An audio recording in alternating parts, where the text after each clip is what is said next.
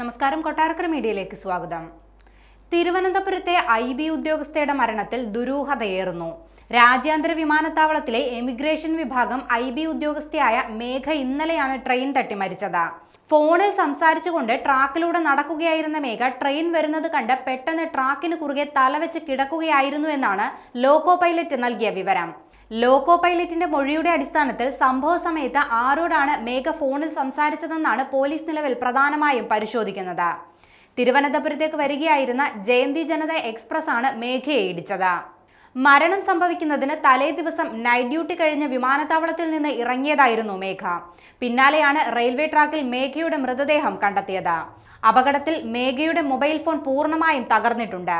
ഈ സാഹചര്യത്തിൽ ഇനി സൈബർ പോലീസിന്റെ സഹായത്തോടെ വിവരങ്ങൾ ശേഖരിക്കാനാണ് പോലീസിന്റെ നീക്കം.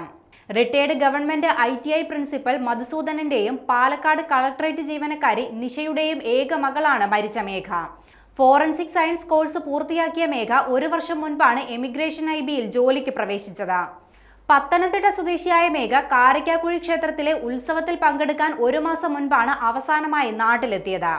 അതേസമയം മരണത്തിൽ ദുരൂഹത ആരോപിച്ച് കുടുംബം രംഗത്ത് വന്നിട്ടുണ്ട്. വിശദമായ അന്വേഷണം വേണമെന്നാണ് കുടുംബത്തിന്റെ ആവശ്യം. ഇത് സംബന്ധിച്ച് IBക്കും പേട്ട പോലീസിനും കുടുംബം പരാതി നൽകിയിട്ടുണ്ട്. നിലവിൽ മെഡിക്കൽ കോളേജ് ആശുപത്രിയിൽ പോസ്റ്റ്മോർട്ടത്തിന് ശേഷം മേഘയുടെ മൃതദേഹം ബന്ധുക്കൾക്ക് കൈമാറി. സംസ്കാരം ഇന്ന് രാവിലെ 11 മണിക്ക് വീട്ടുവളപ്പിൽ നടക്കും.